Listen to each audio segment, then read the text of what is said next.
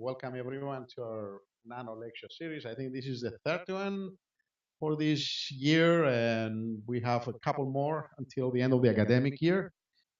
The Nano lecture series is part of our NIHS Nanosafety Center, and our center is a member of the NIR consortium. That's a recently established consortium which focuses on the nanotechnology and the health implications. And our center, along with other 8 research groups across the US, are trying to understand the potential implications and nanobio interactions. So that's why we have a number of NIR members watching this series online across the United States, and also we have a lot of people from Europe, and also even from Singapore or China are also attending this Nano lecture series. And again, the main focus of this series is to bring together not only nanotoxicologists, but also the people that be working on the applications. That's why we're trying to blend the two.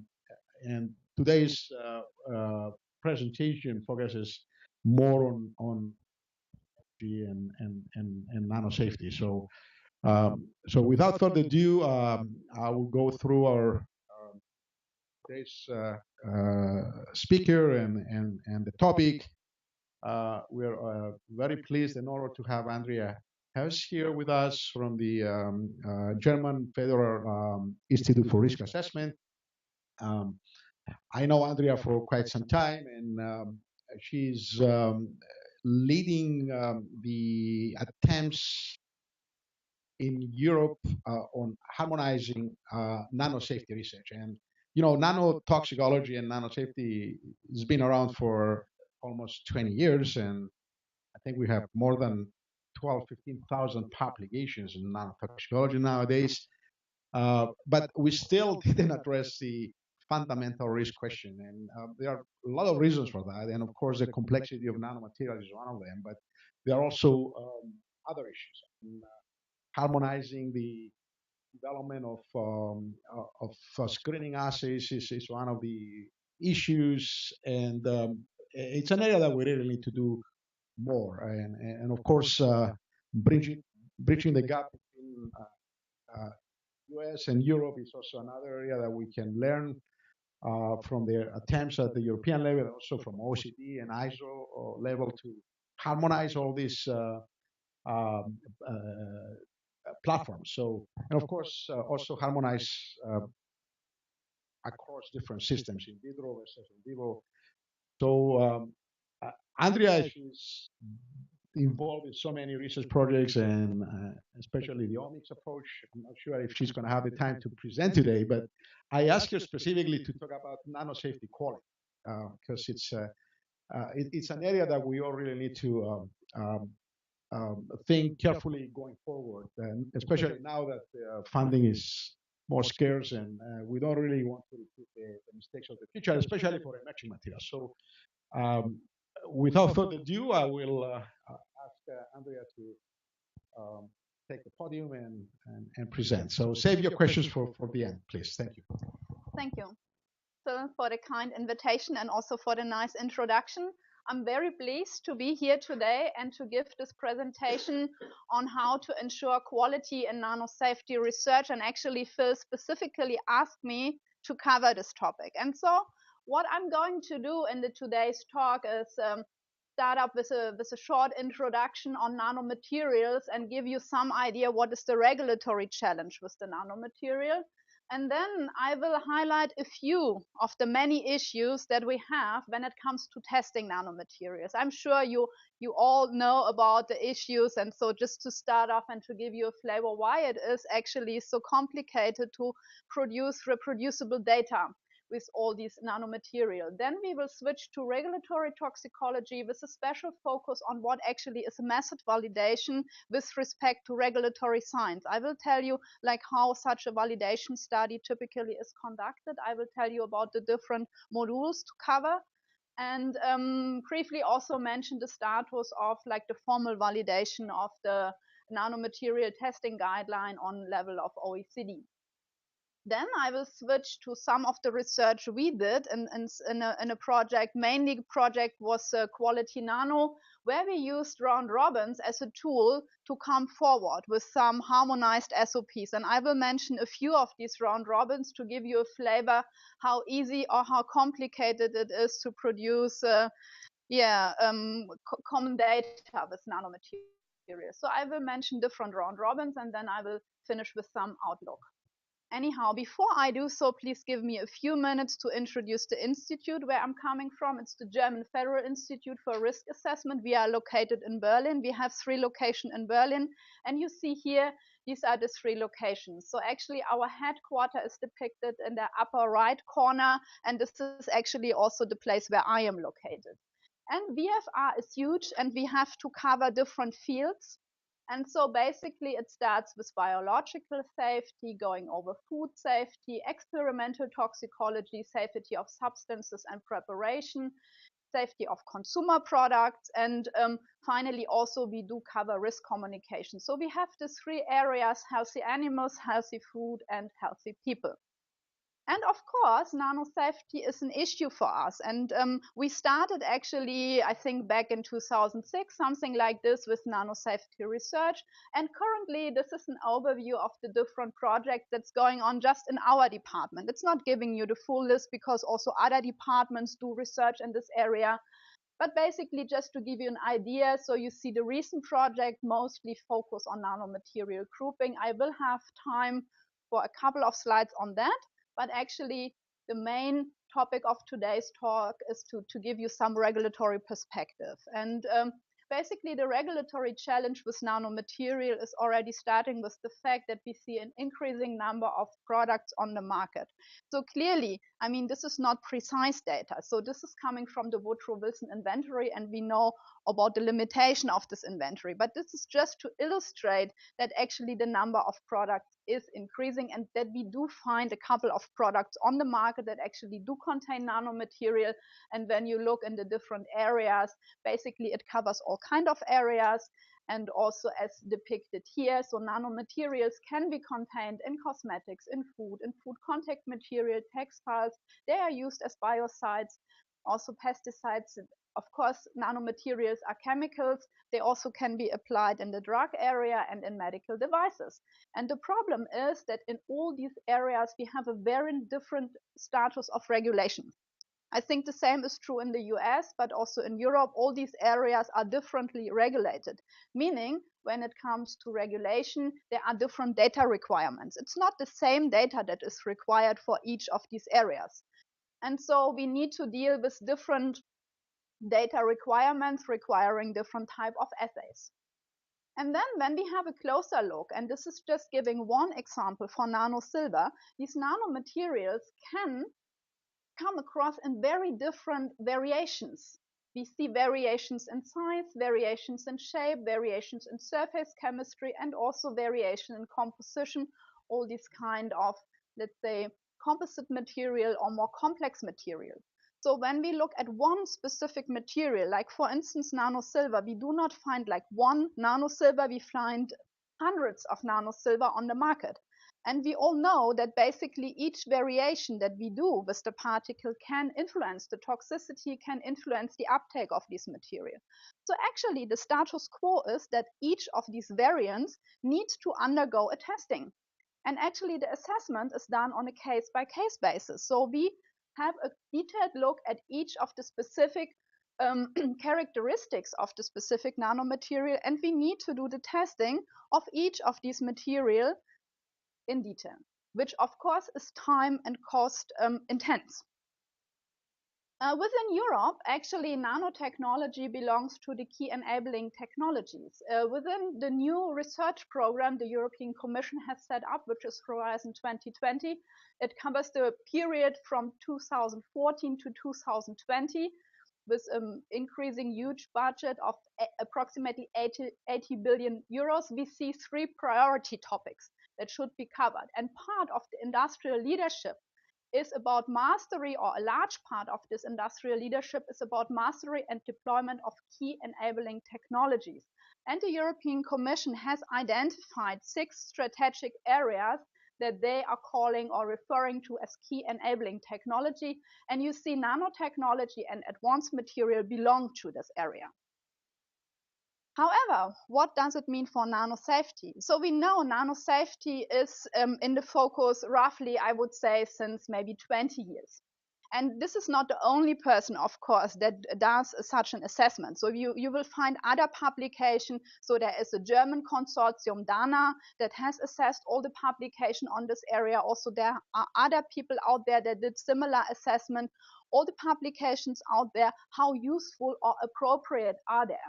And Harald Krug has analyzed more than 10,000 publications, and you see here number of publications is increasing in each year. And of course, the knowledge has increased. So we know some of the facts for possible human health risk of nanomaterial. So for instance, we know now that nanoparticles can actually pass the lung and also the GI tract, and they may become systemically available. In contrast, when we talk about the skin seems to be a rather good barrier, at least for commonly used insoluble metal and metal oxide particles. Systemic effects have been observed only for a small subset of nanoparticles.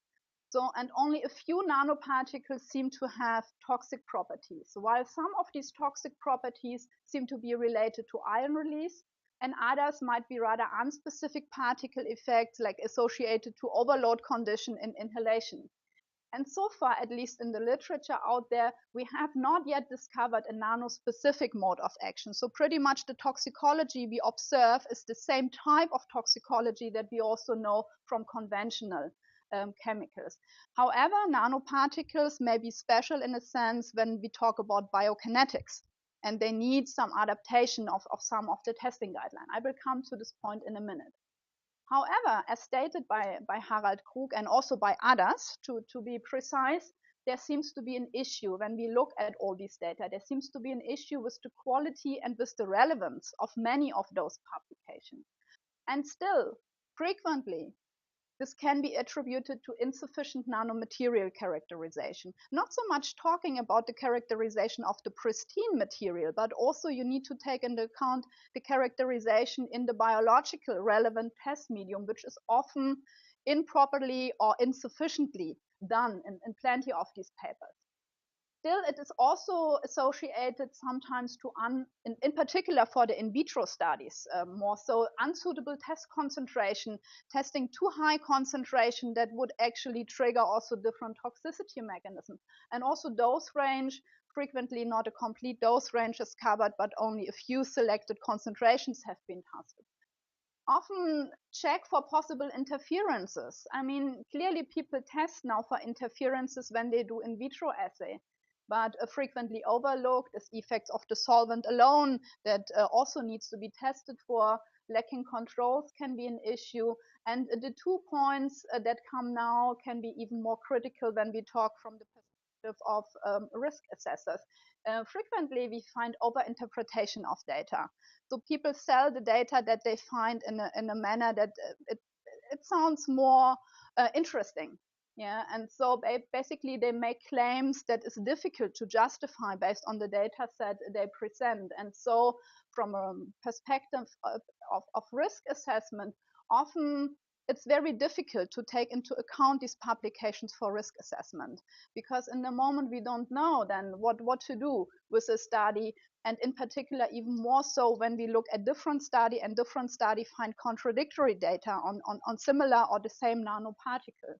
And so Harald Krug made some suggestions how quality can be improved. This list is not complete, and I will follow up on this. So he suggested apply GLP or GLP-like principles, define SOPs, use SOPs wherever existing, and actually reference or benchmark materials to enhance the comparability of different studies would help a lot. So I would highlight a few of the issues that we observe. So frequently we see that people report contradictory data on similar or even the same nanomaterial. And so, I mean, one idea that came up in the field, and it's not new, that people talk about batch-to-batch variability between particles. And So within the European project Quality Nano that is finished, we also addressed this. And here you see depicted a case study that we did for polystyrene particles that were amine coated. And here you see that we tested different procedures for post-processing cleaning up of these particles. And we figured out that actually depending on whether or not you process these particles, you will find a toxicity associated to this. So here you see data on cell survival. And within the project, it was figured out that the optimal method for post-processing was a hydrophobic reverse geochromatography to remove surfactant from the dispersion. And this cleaning up was demonstrated to be decisive for the observed toxicity of these particles. And just to mention, we did a similar case study on other type of particle where we were pretty much interested about is there actually batch-to-batch variability and what could be the reasons for batch-to-batch variability. And we did this for a couple of particles like silica, titanium, cerium oxide, zinc oxide, actually by different Quality Nano partners. So another issue can be related to very simple details like sample preparation, dispersion protocol. This is a study that was done at VFR in the context of a project which was funded by the German ministry. It was called NanoGAM. It's also finished already. And in this project, we tested we tested 25 different nanomaterials with respect to oxidative stress. And you may be aware of the fact that actually very different dispersion protocols exist, starting with simple vortexing, stirring, sonification, all type of different sonification procedure. And so frequently each project selects its own procedure for how to disperse the nanomaterial. And in this project, we studied 25 different nanomaterials with respect to oxidative stress.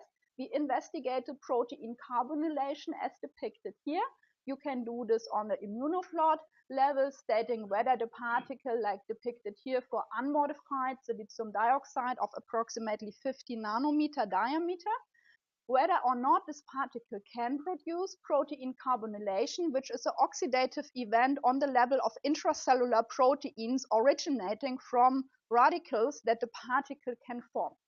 And then later on, we did a follow-up for those particles that proved to lead to oxidative stress. We did a proteomics study identifying the proteins that get modified. And we came up with a long list of proteins that actually underwent protein carbonylation.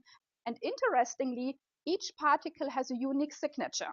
And when we compare different particles, we see these different particles modify different types of cellular proteins. And here comes the interesting story, because we had a zinc oxide, the very same zinc oxide tested in the same laboratory, which was ours, just dispersed in two different manners. One, it was a stirring protocol as developed within the project NanoGAM. And then we used ultrasonication-based protocol based on a method that was applied in or established in the project NanoGenotox, and that later was used in different European projects like NanoRec and other projects. And so when you compare these different sonification and stirring-based protocols, you see that basically the toxicity of the same zinc oxide will differ, and also not identical proteins get modified. And so basically we see differences depending on the way how the particle was dispersed. Just to tell you that also such simple issues like dispersion can have already an impact on the toxicity that we observe. So regulatory toxicology, what does it mean if a method is a regulatory accepted test method? Basically, it is a process of formal acceptance of a method by the regulatory agencies or authorities, indicating that this method can provide useful information with respect to a specific regulatory requirement with respect to a specific endpoint. And this includes, but certainly is not limited to, when we speak about the European perspective, that then this method is formally adopted as a European test method, and or it can also be adopted in a formal OECD test guideline. And so OECD has published a guidance document which describes detail on how validation and international acceptance of a test method for hazard assessment is supposed to be done. And in the same document from OECD, you will find the statement that the regulatory acceptance of tests that have not been subjected to prevailing validation processes is discouraged. So when we speak about validation, validation is a process by which you show both the reliability, which means the reproducibility or the robustness of the test, and the relevance. The relevance means the predictivity for a certain endpoint, and both needs to be shown during the process of validation. And then when we talk about regulatory toxicology, OECD has released a council decision in 1981 stating that within all the OECD countries and also some of the OECD affiliated countries, there is a mutual acceptance of data whenever the test laboratories apply OECD test guidelines together with GLP principles. So then the data produced by this assay will be accepted from regulatory agency for a certain purpose. And when we speak about nanomaterial hazard testing, until now, we don't have any formally validated test methods to assess nanomaterial hazards. However, amendments of specific test methods is currently ongoing, both on the level of OECD, but also on level, let's say, like ECHA is doing similar efforts. And so far, OECD has reviewed 115 OECD test guidelines, and OECD concluded that most of these test guidelines seem to be suitable for nanomaterial testing. However, some, or quite some of them, require modifications or may require specific guidance documents. And OECD has already published a guidance document on sample preparation and dosimetry, and has organized several workshops dedicated to specific endpoints to discuss the amendment of the guidelines. So validation would require to show the reliability and the relevance of a certain test method. And basically in the lower corner, this is what we aim for. Of course, we want the assay which is highly relevant, meaning highly predictive for a certain endpoint, and highly reliable, meaning reproducible. But in between, all other variations is also possible to observe. The European Union Reference Laboratory for Alternatives to Animal Testing, ECVAM, has released a publication. Thomas Hartung has published a proposal how such a validation should be handled. They propose a modular approach, and actually the OECD guideline I was referring to has pretty much taken the same considerations into account. So we start with the test definition. Then basically the within laboratory variability needs to be shown, followed by the transferability of the assay to a different laboratory. Then we need to conduct studies to ensure between or to verify or to test for between laboratory variability. And in parallel to this, predictive capacity and applicability domain needs to be assessed. And so basically the within laboratory variability, the transferability, and the between laboratory variability, all these three would account for the reliability or the reproducibility of the assay. Predictive capacity and applicability domain is related to the relevance. And finally, performance standards can be established such that later on validation of similar assays can be easier performed. The whole basically should be accompanied by an expert peer review process, so that basically all possible biases can be excluded. And so this is a more proper, detailed description of all the different modules. So when we look for the first one, we need first to define the scientific purpose of the test and to precisely describe what endpoint should be predicted. And if ever possible, also to give mechanistic detail on how this assay can actually predict this endpoint in the view of the broader current scientific knowledge. At this stage already, we need a definite test protocol that must be available and that should be compliant with GLP and good cell culture practices. It needs to include all necessary standard operating procedures and needs to include specifications on how actually the measurements should be taken, but also then later on which type of derivations or expression of results and interpretation of results should be done. And at this stage already, one may check for the possible transferability by basically reading or expert judgment. We need a complete data set for a set of training chemicals that should already cover different chemical structures and include respective controls. A predictive model should be established already, and there should be a procedure how data interpretation should be done based on the chemicals testing in the training set. The second step is then to show the within laboratory variability of this method that usually is conducted if different operators of the same laboratory run the assay at different time points. The transferability is basically the attempt to transfer the method to a second or third so-called method naive laboratory that try to reproduce data that the first laboratory has already achieved. And this is actually a crucial parameter for test robustness. And it is basically necessary to verify whether or not the SOPs describe the practicability of the test method.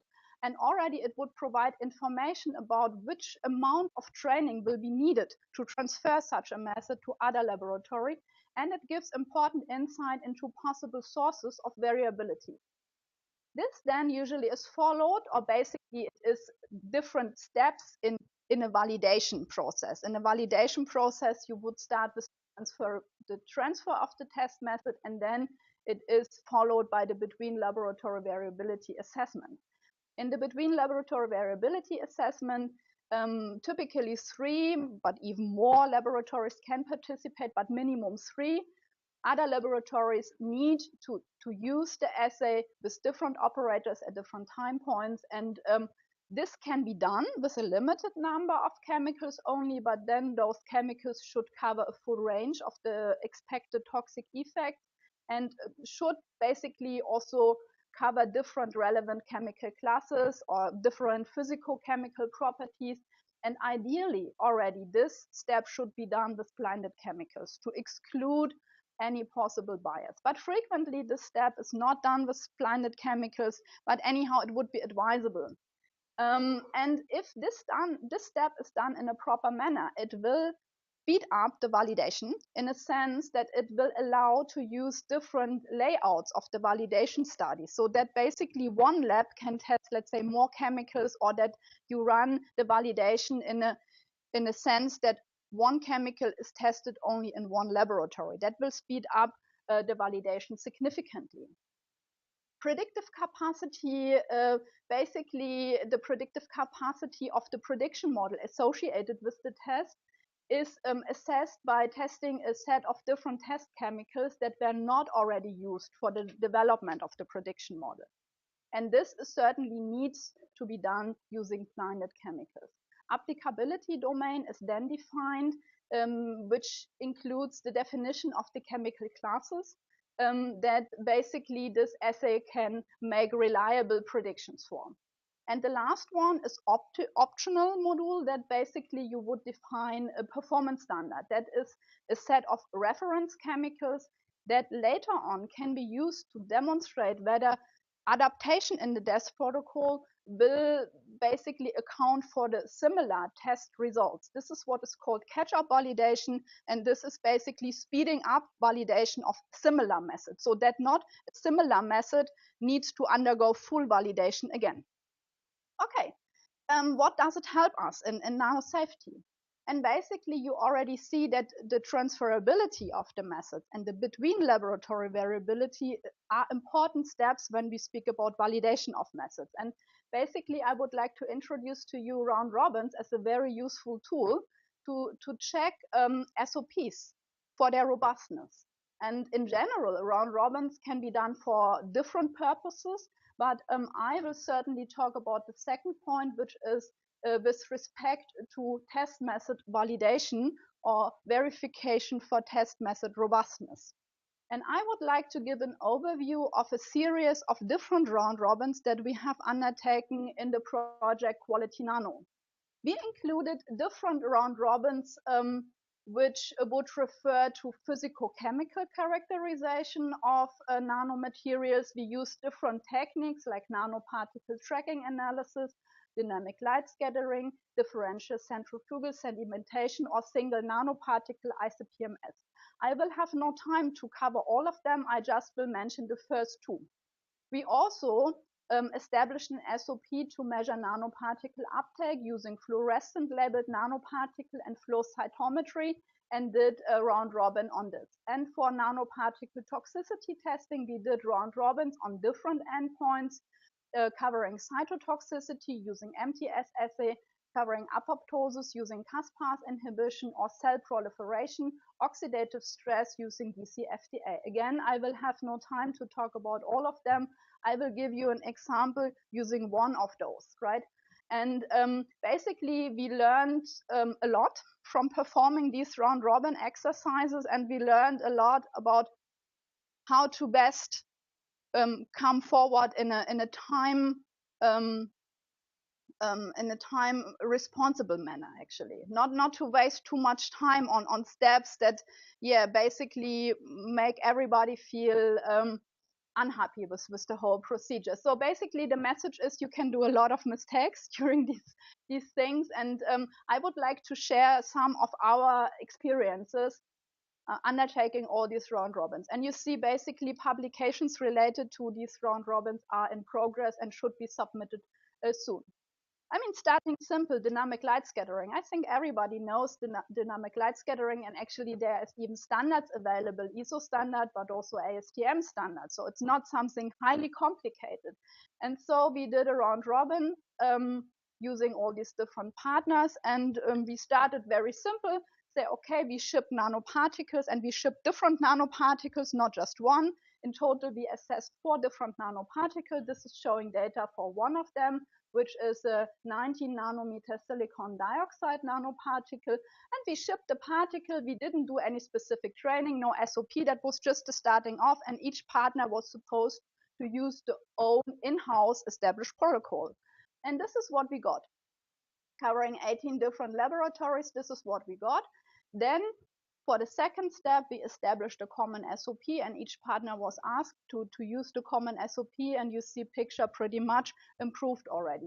Same is true for a different particle, which is amine modified polystyrene 50 nanometer without any common SOP. Each partner just uses in-house protocol, and then after using a common SOP. And you will realize that in between the different phases, we lost some of the partners, unfortunately. So nanoparticle tracking analysis is a different approach how to measure sizes of particles. It's basically video tracking, and then basically tracking the path of each individual parameters and calculating then the size of the particles, but also it relies on Brownian motion of the particle. And so it's not too much different from DLS. Also here there is a standard available from 2012 ASTM standard. So this is giving you an overview on which partners participated. There is 1 publication already published and 2 more manuscripts are under review. Again, we did a similar approach, just shipping particle and asking each partner to use the in-house established protocol. And this is what we got. Pretty much similar picture like with the DLS. You see all kind of variation in sizes.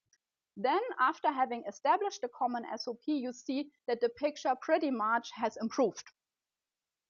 We then implemented a specific training, and this is then the round 3. This is after having the common SOP and a specific training. And you see here that basically now the percentile coefficient variation is pretty much decreasing a lot. When we come from the first round where we had no SOP, we had a coefficient variant percentage in a range of 40%, which is really high, and we could decrease this down to 4.35%, which is really acceptable. And you see here, this is then the 3rd round where we measured gold, and you see that all the labs now, they're really able to precisely determine the size of the gold particles. We went in other rounds. In the round 4 to 6, we increased the complexity. We measured mixtures of nanoparticles, but you see also here now all the labs were confident to do the measurement of mixtures to precisely determine the size of the 4 different particles in this mixture with a reasonable percentile coefficient variant. And in the rounds 7 to 10, we determined number concentration. Also, this worked out pretty much okay. So basically, our experience is that when we speak about physico-chemical characterization of nanoparticle, this is more or less easily achievable. That you end up with all labs being able to perform the characterization in an acceptable range. Now let's speak about biology. We started off with a very simple assay measuring cytotoxicity using MTS assay. And I'm sure everybody knows about MTS assay. It's basically MTS bioreduction. And so you measure the quantity of a formosan product that is proportional to the number of living cells. In this, and actually there is also standards available, ASTM standard, which include LDH and MTT assay for 2 different cell models. There is an ISO standard available for the medical devices, which is not really similar to the procedure described here. And there is a standard under development with ISO for in vitro MTS assay measuring cytotoxic effect of nanoparticles. This is not yet finished. In this approach, we ship the cells, we shipped the nanoparticles from a central stock, we distributed SOPs to all the partners, and we went in a tiered approach, which we believe is critical here.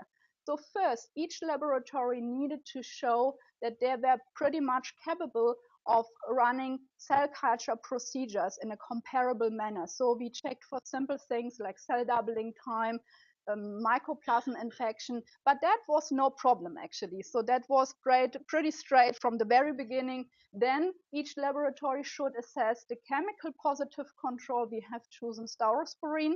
This already proved to be difficult for some of the laboratories, and I need to mention that here we have not laboratories that would typically perform regulatory testing, but it's like all kind of university laboratories participated in this round robin. So it's like all the groups that you would find out there that do nanosafety and publish about nanosafety.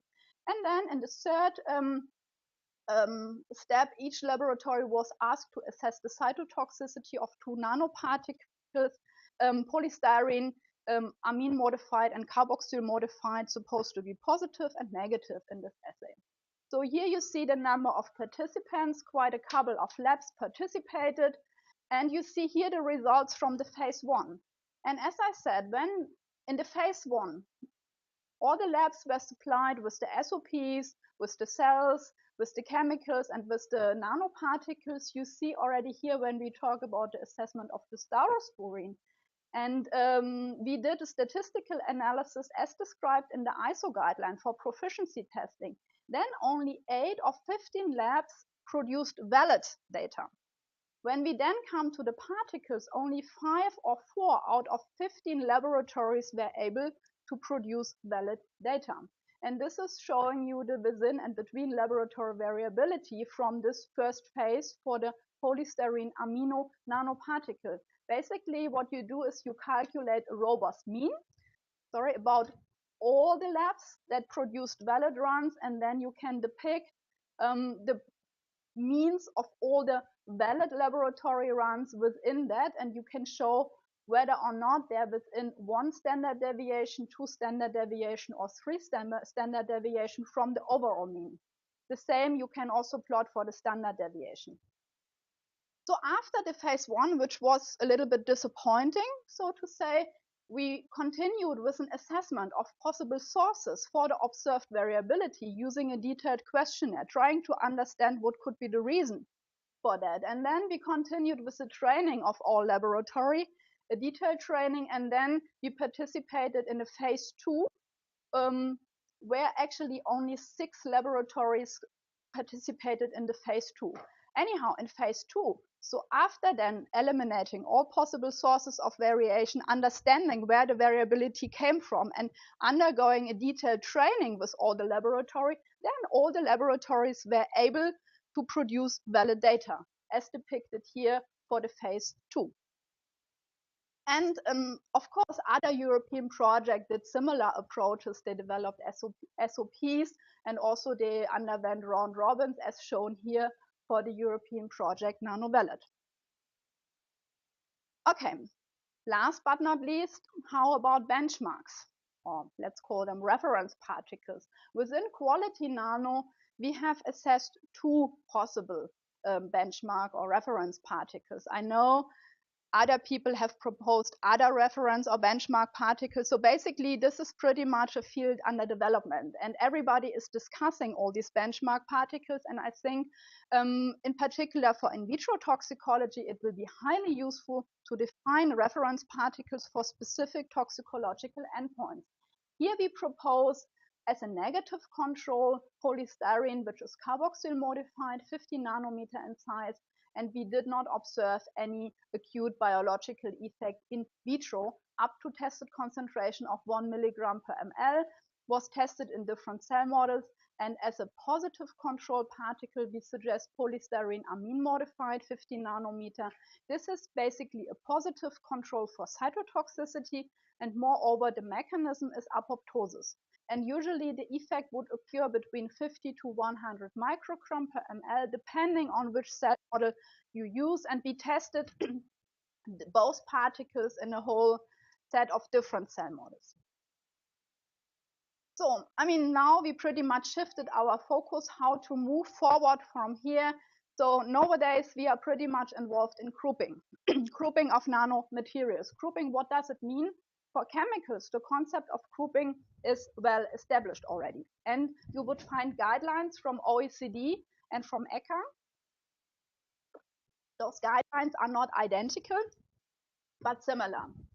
And these guidelines define a chemical category as a group of chemicals whose physico-chemical characteristics are similar, and as a consequence of that, the human health, the ecotox, or the environmental fate properties are also likely to be similar as a result of the structural similarity. And how to prove similarity for chemicals? Usually you would look for common functional groups, for common constituent, or so ever. And so these grouping can be useful for different purposes, for prioritization, but also to fill data gaps based on data of similar nanoparticles. I will not go in detail, as you will hear a detailed presentation from Wendel Wohlleben on grouping in June. I just want to mention that now within BFR, we pretty much work on grouping approaches of nanoparticles, and we do this in the context of different projects. You see the web pages of this project, and if you are interested, just have a look on the web pages of this project to figure out which approach is used in the respective project. So each project uses a distinct approach. For instance, Nanotox Class uses multi-omics approaches to establish nanomaterial grouping. Or Nanogravure takes into account the risk perspective and also tries to develop risk groups, not only hazard groups. And NanoRec 2 has a focus on safe by design and nanomaterial grouping. This already brings me to the end of the presentation, and I would like to end with some conclusions that actually significant progress has been made in the last 20 years in nanosafety research. However, still many published studies have issues, and frequently contradictory data are published, and there are different reasons for that. Not sure whether this list I present here is complete, but reasons could be insufficient nanomaterial characterization, in particular not considering characterization inside biological test media, lacking or insufficient controls, not using SOPs, or the SOPs that are used are not fully developed, verified, etc. Dosimetry can sometimes be not adequate to high concentrations tested, not complete dose range tested. Cell models can be not adequate.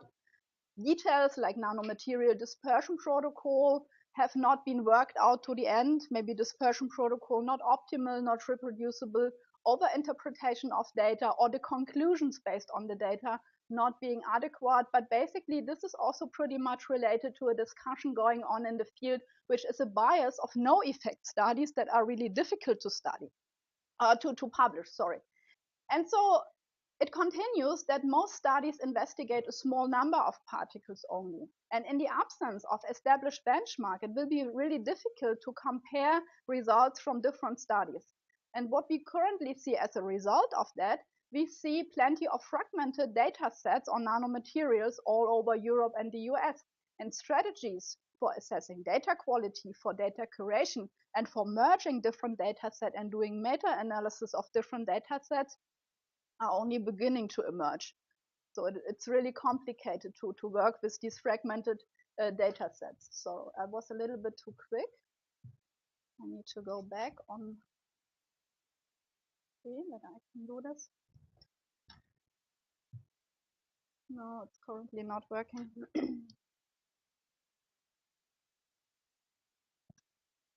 Yeah, exactly. This slide. Thank you.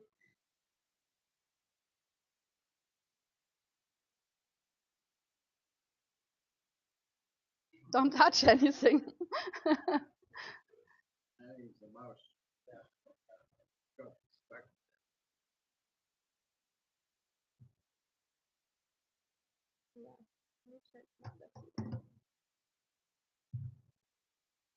Anyhow, the question is how to move forward from this situation.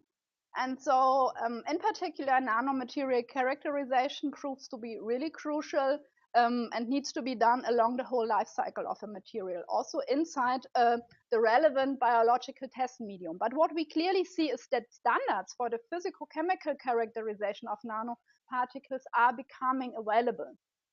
When we talk about hazard assessment, we have to acknowledge that the adaptation of test guideline is currently going on, both on the level of the OECD, but also on level of ECHA. In general, not only when we speak about testing of nanomaterials, it is advisable to use GLP or GLP-like principles. And in the absence, as we currently face this situation, in the absence of formally validated methods or formally amended test guidelines, it is even more so crucial to use SOPs, to develop SOPs and actually to validate or verify these SOPs. And I would like to, I think I have shown you that Roundrobins can be a very useful tool with respect to verify SOPs for robustness. It's even more so important to include proper controls, not only positive, negative chemical controls, also dispersion control, and also whenever possible, use particle controls or possible benchmark nanomaterials. In particular, sample preparation deserves special attention as the dispersion protocol can actually influence toxicity. Nanomaterial dosimetry is of importance and deserves special attention as well. It is really crucial to select relevant doses, realistic doses, and also to apply models such as the ISDD model that help you to actually assess the dose of the nanomaterial that reaches cell surface. I had no time to talk about that. And the development of nanomaterial benchmarks is really important, in particular for in vitro toxicology. So, and finally, I would like to acknowledge several of my colleagues at BFR from the Department of Chemical and Product Safety, Andrea, who is the head of the department, but also colleagues in my group. I have several postdocs working with me, Jacqueline Priebe, Anna Gusti. The work I presented also included work of some PhD students like Mark Treason, but also Toni Bilbersdorf, Anne Banuscha, and Aline Baal.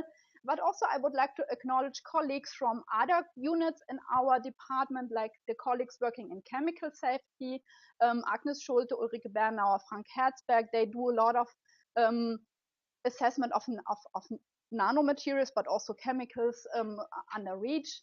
Colleagues from safety of non-food product, Werbefeed, Ralf Pirot, Annegret Blume, they deal with cosmetics, nanomaterial in cosmetics, safety of food contact material, Carla Favre, Detlef Wolfle, Oliver Kappenstein, Sebastian Zellner, and of course our nanoanalytics group, Peter Laux, Jutta Denschert, Harald Jungnickel. Michael Oelgeschläger should be acknowledged for supporting OECD efforts at BFR. And of course, the Quality Nano partner, Kenneth Dawson, first of all, who was the coordinator of Quality Nano, Inge Nelson, Anna Salvati, Patrick Hole, Dominic Langvin were those that were in charge of the different round robins that I presented here.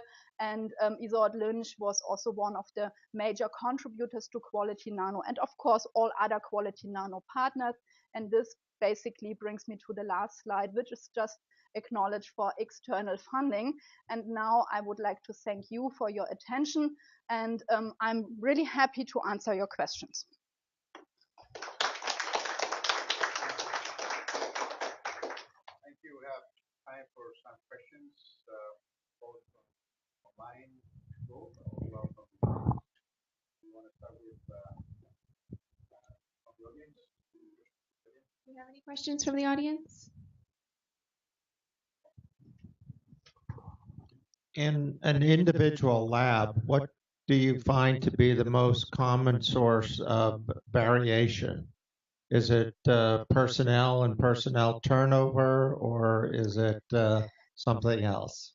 This is a very good question, and actually it's true. I mean, some of the laboratories that participated in our round robin were university labs.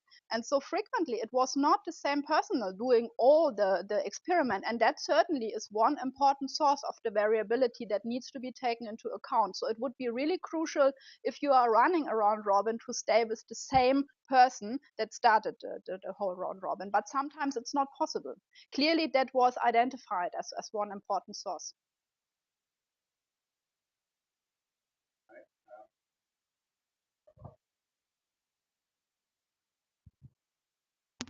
Thank you, Andrea. This was a great presentation, and it's a neglected topic. So I'm glad that you're taking the time, and definitely the Europeans are putting the time into this.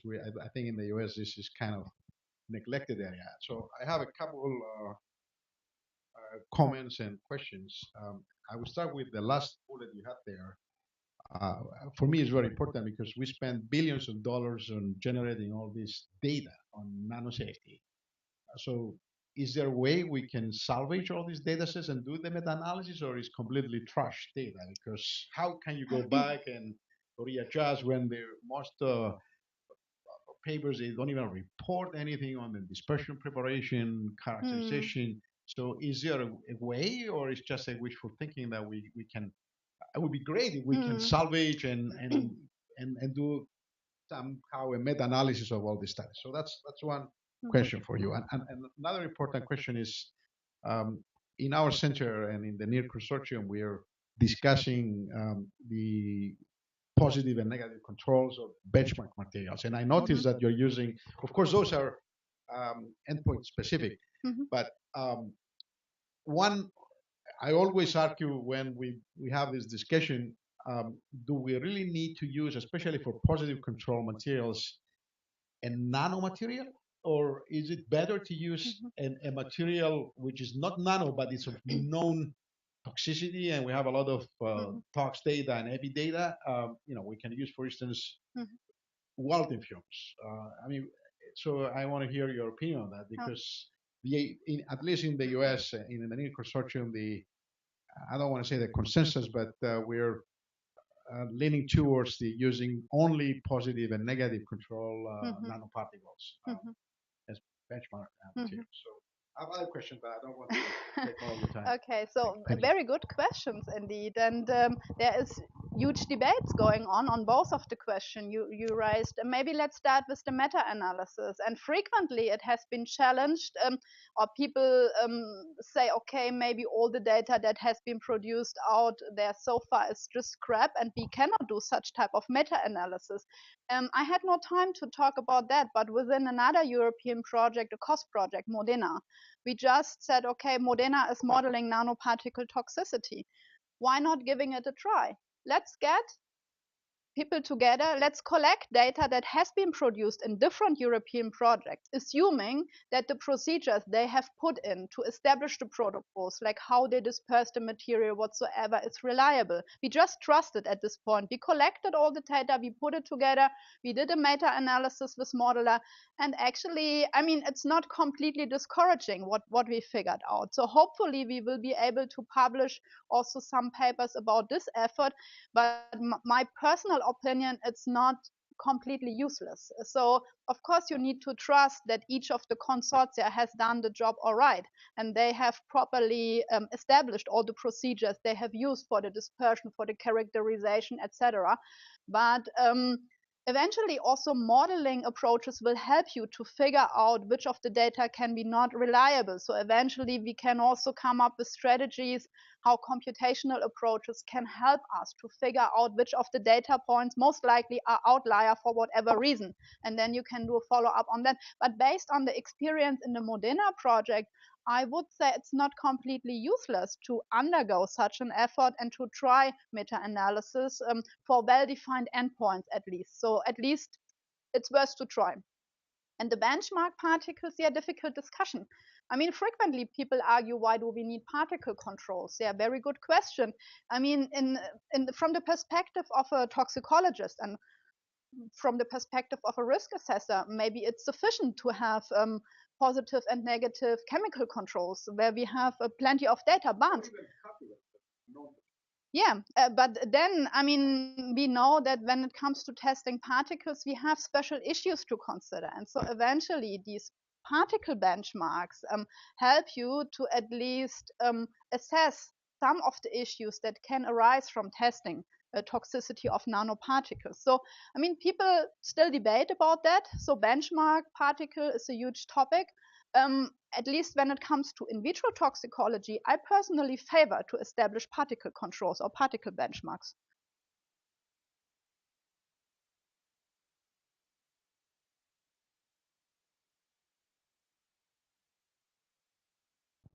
I like this discussion, and I like the idea of benchmarks. And I guess my question is, what's the relative value of trying to get the same absolute answer? You know, under these conditions, so many milligrams per mil causes a certain output compared to relative toxicity. You know, would it be almost as valuable if, you know, perhaps different labs for different reasons have certain different absolute values, but the relative toxicity of a family of particles, again, you pointed out, you know, is the question of size, shape, composition, surface coating, and wouldn't it be almost as valuable if different laboratories, they didn't have to get the same answer, you know, numerically, but they had the same relative toxicity? Very good point. This is basically then what would come next with the prediction model, right? I mean, it's it pretty much goes along with which prediction model you use to define whether or not. So basically, the prediction model would tell you what does your data mean, and the prediction model makes the conclusion.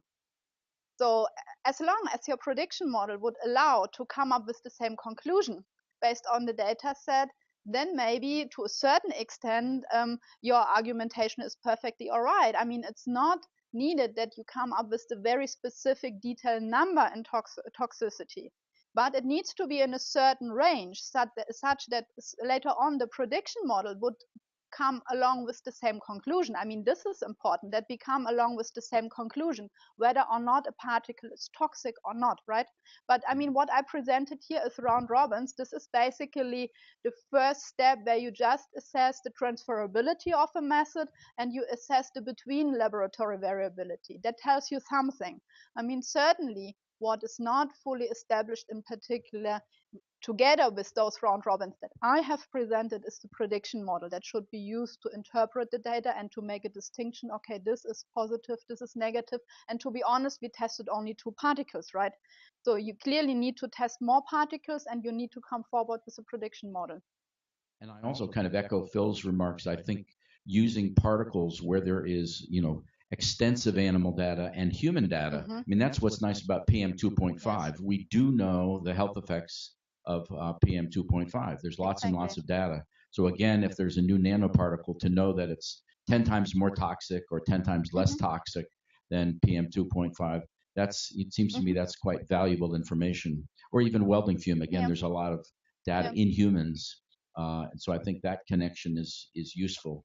It's very correct. I mean, if you come forward with in vitro toxicity assay, I mean, it's always very useful to have known in vivo data, right? And then you can compare to the known in vivo data to establish an alternative approach. Yeah, very good point. Yeah.